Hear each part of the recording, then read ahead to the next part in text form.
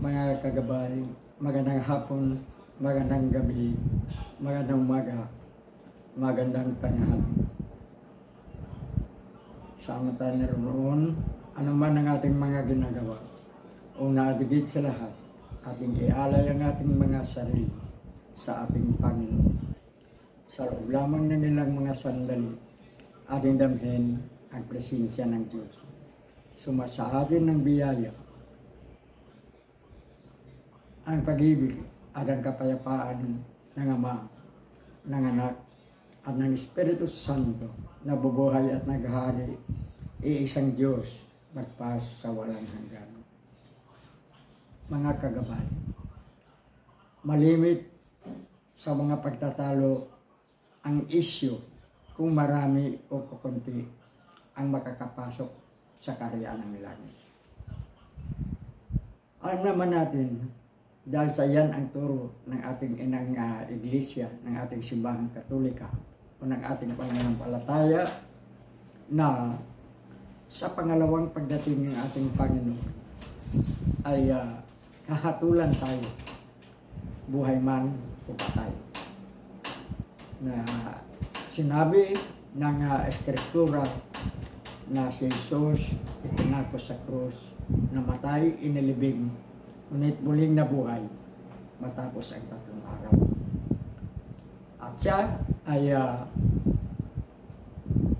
inakyat sa langit at sa ngayon nakaluklok sa kanan ng Ama. At bilang iisang Diyos, Ama, Anak, at Espiritu Santo. Tatlong magkakaibang mga persona na iisang Diyos. At sa pangalawang pagdating ng ating Panginoon, mula sa kanyang muling pagkabuhay, ay darating siya bilang ating hukom, to judge the living and the dead. At sa paghatol ng ating Panginoon, dalawa lamang ang kanyang igagawan na hatol. Reward o gantimpala para sa mga karapat-dapat sa kaharian ng langit. At parusa o punishment doon sa mga hindi karapat-dapat. Sa madaling salita, mapupunta tayo sa langit o sa impyerno na aayon sa ating pamumuhay bago darating ang ating Panginoon. Sabi nga, walang makakaligtas sa atin, walang ibang batayan na paghahatol ng Diyos kung hindi ang ating gawa. Dahil sa kung ano ang ating ginagawa sa ating kapwa, ay ginagawa natin sa Diyos. Ang hindi natin ginagawa sa ating kapwa, hindi natin ginagawa sa Diyos. So ang langit, gantimpala, ang impyerno, isang parusa. Ngayon, sa pagbibigay ng hatol, ang babatayan ng hatol ay ang bigat ng pagkakasala.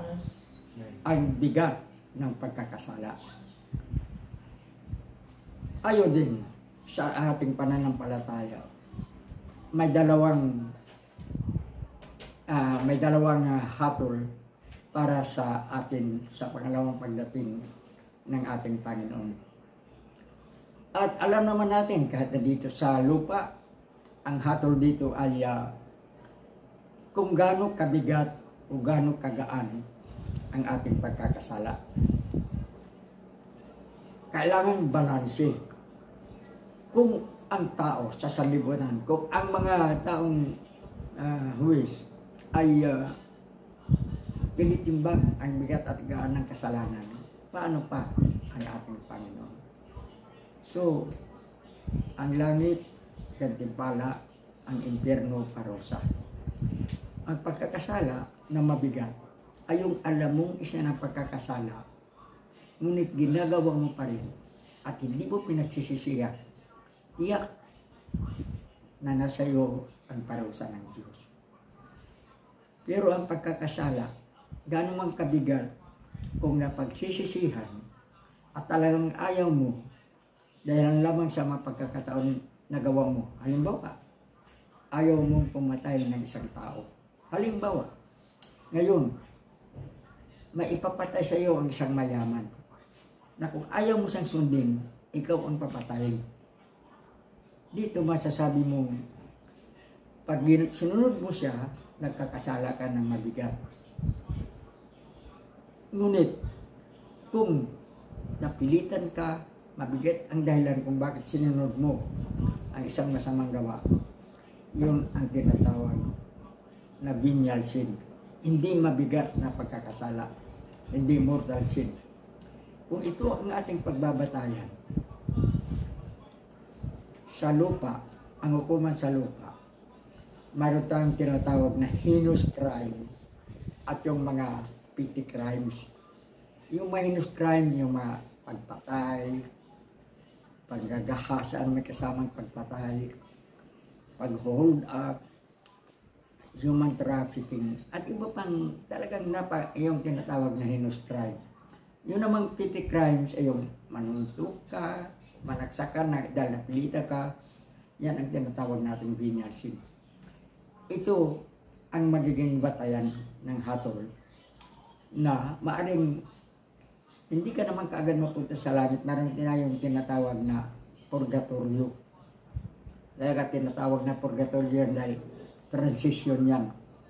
Sa pamagitan ng sinasabing mga indulhensya, pagdadasal, yung mga kung ano yung mga religious na o mga spiritual na magkakatulong para magaan o mabura ang ating pagkakasala.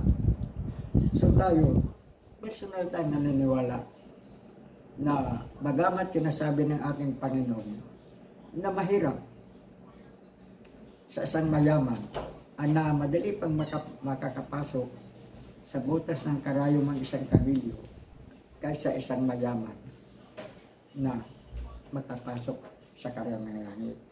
Hindi ang ibig sabihin dito na kung mayaman ka, talagang mahirapan ka na makapasok ng langit. Nasa iyo na kung paano mo ginagamit ang iyong kayamanan. Nasa atin na kung ano natin ginagamit ang ating kapangyarihan. Kung gagamitin natin ang ating kayamanan, gamitin natin ang ating kapangyarihan sa pagigipit, sa pang-uubuso, sa hindi pagtulong sa ating kapwa, sa hindi pagtupad ng mga kautusan ng Diyos, hindi tayo talaga makakapasok sa karayom ng langit. Gano'n man tayo payaman. Payaman man tayo, kung ang ating yaman ay ginagamit natin para sa disenteng pangangailangan ng ating pamilya, sa pagtulong sa kapwa, sa pagkibahagi ng kabutihan sa kapwa, kahit gano'n ka kayaman, makakapasok ka sa langit. At gano'n ka man kahirap, kung mabigat naman yung pagkakasala, hindi ka rin makakapasok sa karayom ng langit.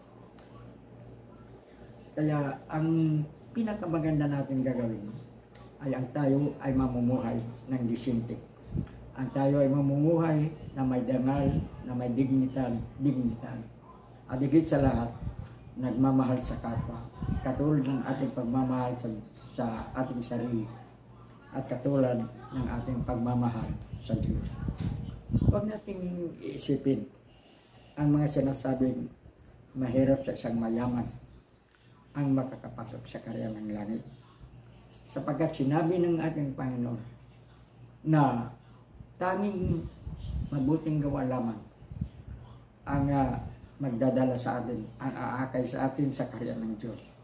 At tanging masasamang gawa o hindi paggawa ng mabuting gawa, ang tayo ay itatapon sa impyerno. Ano man ang ating gagawin, tandaan, magiging matulungin, magmalasakit, magmahal tayo sa kapwa. Kapagkat yan ay pagmamahal sa Diyos.